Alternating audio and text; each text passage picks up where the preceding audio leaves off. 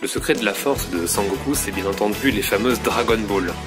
Mais ce que vous ne saviez pas, c'est que c'est aussi son plat quotidien. Alors du coup, pour préparer des Dragon Ball délicieuses et succulentes, il vous faudra 60 g de sucre roux, 80 g de miel, 100 g de beurre, un œuf, 240 g de farine, un sachet de levure, une pincée de cannelle, elle n'est pas obligatoire, si vous n'aimez pas la cannelle, vous n'en mettez pas.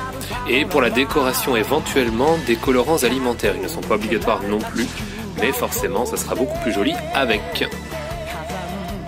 Vous versez d'abord l'équivalent de 80 g de miel liquide, si possible, dans un saladier.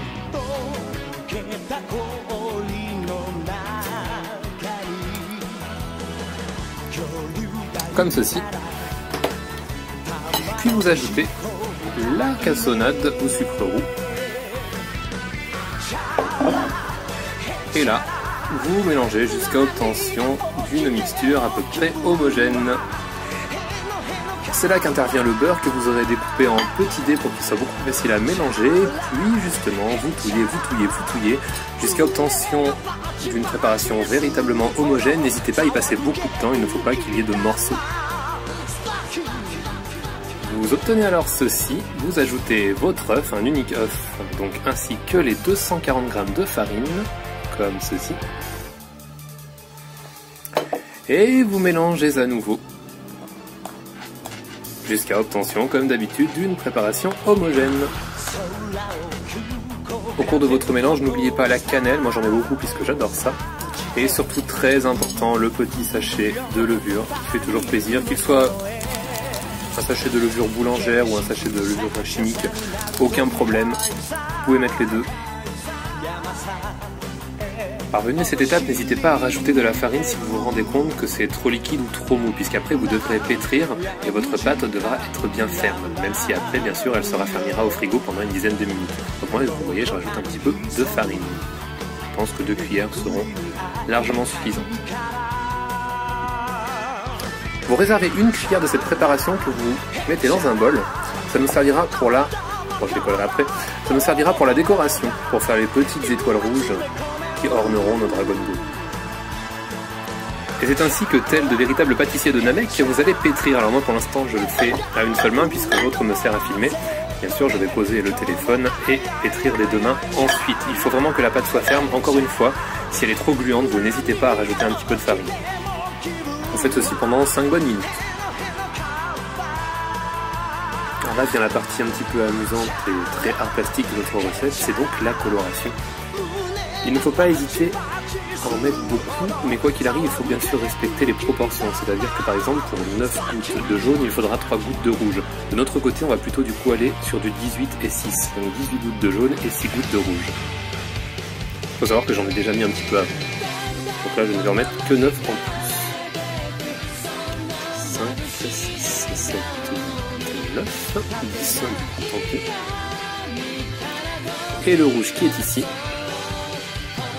1, 2, 3, et on repétrit à nouveau. Attention, prenez bien un tablier, j'insiste bien, c'est très tâchant. Du côté de la toute petite boule qui nous servira à faire les étoiles, vous pouvez mettre autant de colorant rouge que souhaité. Pour ma part, je vais en mettre 10 gouttes. L'essentiel est qu'elle ressorte bien. Du coup, je n'ai même pas compté, parce que j'en ai mis un peu plus. Ce n'est pas grave. Et puis vous pétrissez. Et voici, après le pétrissage, ce que l'on obtient. Alors je vous avoue que j'ai rajouté un petit peu de colorant parce que justement je voulais qu'elles soient quand même bien vives, ces Dragon Ball. Et ensuite du coup vous devrez les mettre au frigo. Alors le frigo pendant quand même une bonne dizaine de minutes. Et attention au freezer qui ne vous dérobe pas vos Dragon Ball. Une fois que votre pâte rouge a bien refroidi, vous pouvez l'étaler sur une surface propre et bien désinfectée. Et là, vous allez devoir confectionner des petites étoiles. Alors si vous avez un emporte-pièce en forme d'étoile, c'est beaucoup mieux, car de mon côté, n'en ayant pas, je les découpe au ciseau. C'est assez casse-pied et assez long, c'est la partie la plus problématique. Si vraiment vous avez très très faim et que vous n'avez pas envie de vous casser les pieds, vous sautez totalement cette étape. Mais ça ne sera pas des vrais Dragon Ball, c'est sûr. Lorsque vous avez terminé vos étoiles, vous étalez votre pâte orange, vous utilisez ensuite un emporte-pièce comme ceci, sachant qu'un verre d'eau vide, bien sûr, peut suffire lui aussi. Et vous faites des petits ronds qui seront nos Dragon Ball. Et vous en faites plein. Vous obtenez alors ceci une fois que vous avez posé vos biscuits sur une plaque de cuisson. Alors si comme moi vous n'avez plus de papier sulfurisé, vous mettez beaucoup de farine pour éviter vraiment après d'avoir à gratter le plat pendant des heures. Vous remarquerez que moi, vu que ce sont de petits Dragon Ball, je ne peux pas mettre beaucoup d'étoiles dessus, mais bien sûr, si vous avez fait de plus gros biscuits avec un plus gros emporte-pièce, vous pourrez peut-être faire la boule à 7 étoiles. Pendant ce temps, vous n'oubliez pas de préchauffer le four, thermostat 6 ou 7, ce qui va être équivalent à 160 à 180 degrés pendant une dizaine de minutes. Puis vous enfournez pendant 10 minutes. Alors vous surveillez bien, faites bien attention. Ce genre de biscuits, c'est un petit peu comme les cookies. En gros, il vaut mieux les sortir pendant qu'ils sont encore mous et ils durciront un petit peu par la suite lors du refroidissement. N'attendez pas à ce qu'ils soient durs au four, sinon après vraiment vous allez vous casser les dents dessus. Donc voilà, à dans 10 minutes.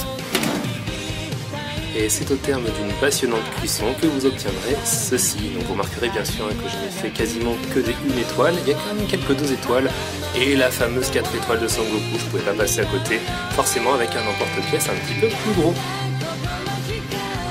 Bon ben, plus qu'à déguster.